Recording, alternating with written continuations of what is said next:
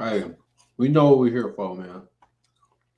I'm gonna get straight to it because I want to see what the fuck Lamont got to say. Questions? Hey, Lamont J. Martinez with Fire Up TV. Hey, just spoke with you just moments ago before you got here. Obviously, we'll get into Gervonta talk, but Pitbull Cruz, dangerous fighter just as for yourself. But how confident you feel you can knock him out? Obviously, going to 140 pounds this time around. I mean, I'm confident I can knock anyone out. But, my goal and objective is to get the win. If the opportunity presents itself, I'll definitely take it, and I'll go to extreme measures and take it too. I asked Pitbull just before this that there's one thing you have in common, the rematch for Gervonta Davis. You both don't have that, didn't get the opportunity of a rematch for Gervonta. You told me right before this that you feel like he's going to retire. You're not looking ahead, obviously, but do you feel like that's going to be the last option for Gervonta, just retiring? You're not going to get that, and what would it be next? I mean, I'm not personally worried about that. We moved on. So, if it comes, that's a big if. Like the rematch was a big if. We were in camp for that, so it was an if. Like I said, he pulled out of the fight that we were contracted to do. He went to the circus show fight, and he said he was going to retire. I believe him. Why do you say he's a circus show fight? It's just for shits and giggles. Jake Paul's fucking 200 pounds, and he's whatever he is. So I spoke to Roberto Diaz over in Florida, and I know he's part of your team. He was a little bit upset when all that news came out. He called it a duck. Would you call it a duck? For sure. You can call it a spade, for sure. We're contracted to fight, and you go and take another fight. You breach that contract, and you go take another fight. That's a clear duck. I mean, obviously. So. There's an article that came out that said that you feel that you've been very disrespected because of the rematch did not take place. Do you stand firm on that comment that you made, or is it comment that I feel disrespected because the rematch didn't happen. I feel disrespected towards the disrespect that was pointed towards me, or that was on his behalf. And if you don't know, just coming out of the mouth or saying socially, publicly, disrespectful things, or mentioning my family, shit like that. I don't take too kindly to that. And I never will. I will always stand on 10 about that. So, that's not hyping a fight up. That's just disrespect. That's outside of boxing. And don't go there with me. That's all I'm saying. So, that's where the disrespect lies. And then he just did bad business. When it comes to the rematch, he did bad business. Handle the business properly, and we wouldn't have this whole big commotion about it. There wouldn't be so much rah-rah about it. I was there at the press conference for your first one. It sound like it got personal. So think bro, why do this shit? And this shit is more than y'all niggas trying to really beef in real life, bro. In the first fight for Gervonta and yourself. And after that, a lot of people are saying, and I think you noticed it too, that Gervonta was more out than in mentally in the boxing fight. And now we're seeing what's going on.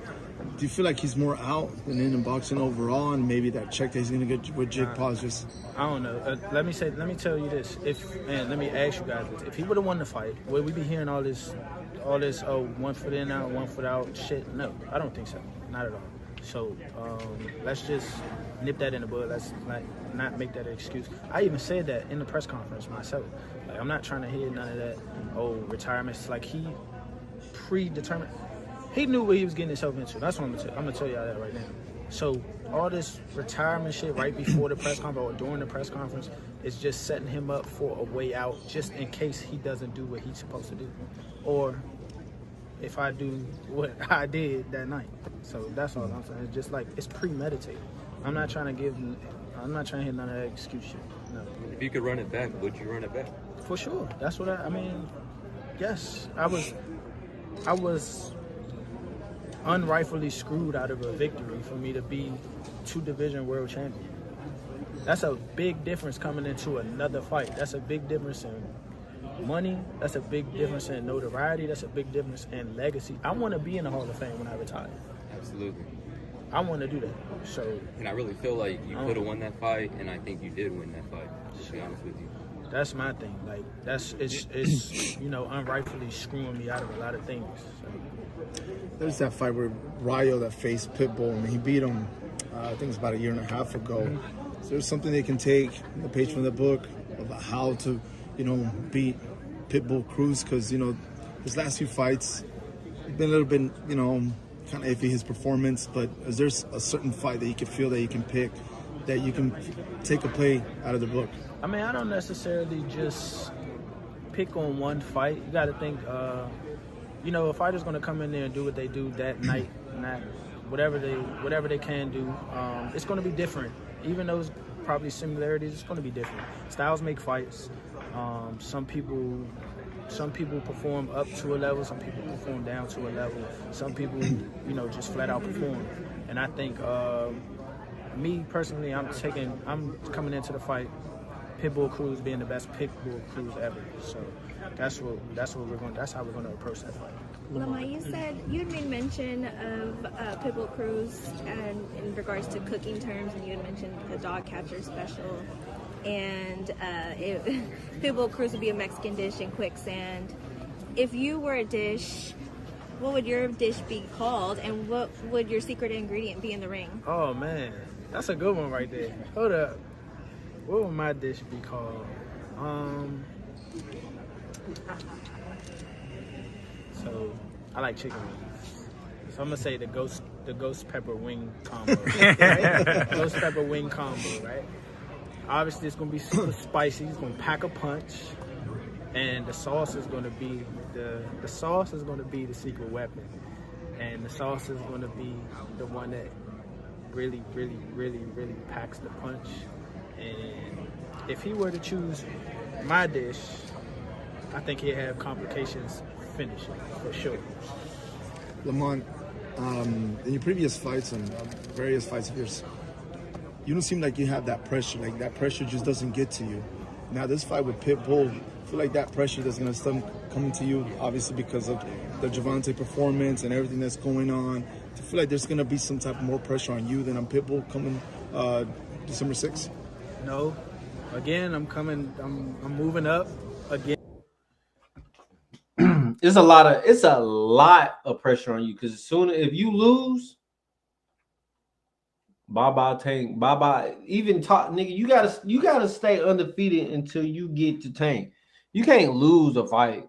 Like, you can have another draw. You can be one of them niggas out here just like getting draws with niggas, and just that shit didn't even sound right, but you know what I'm trying to say. I'm fighting a champion again.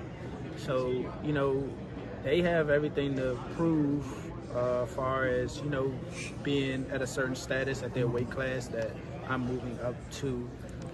But for me, I don't really have too much pressure. And if I do have some pressure, I know how to deal with it. Like, built like that. There was a comment on our channel when we talked to Calvin Ford that he said, and I quote,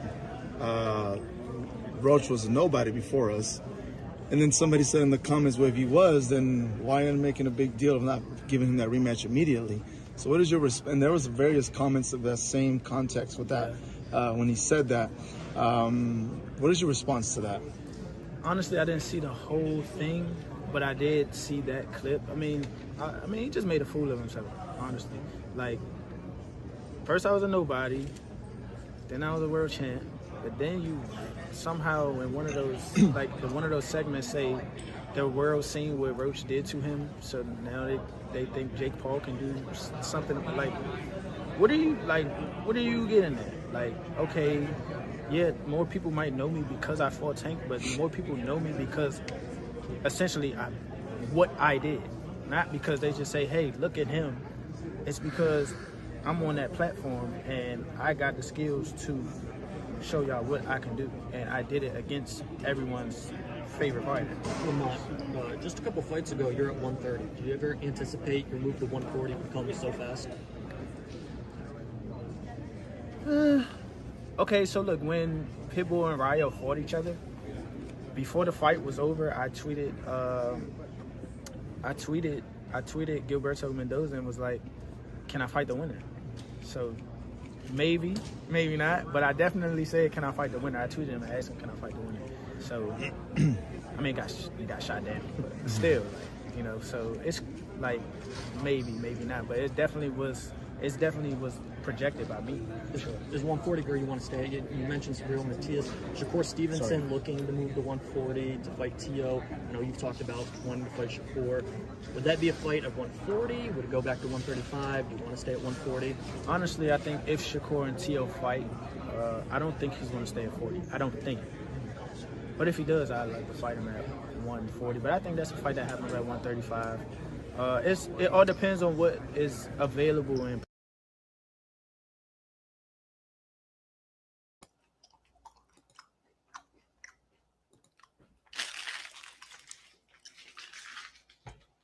Everything happened for a reason, Lamont.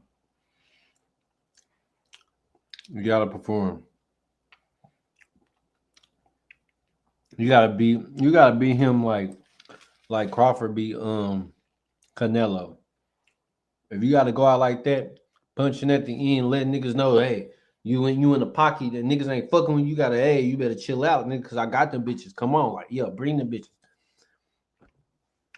But yeah, man, like, comment, share, subscribe, and vibe with the shirt. You feel me?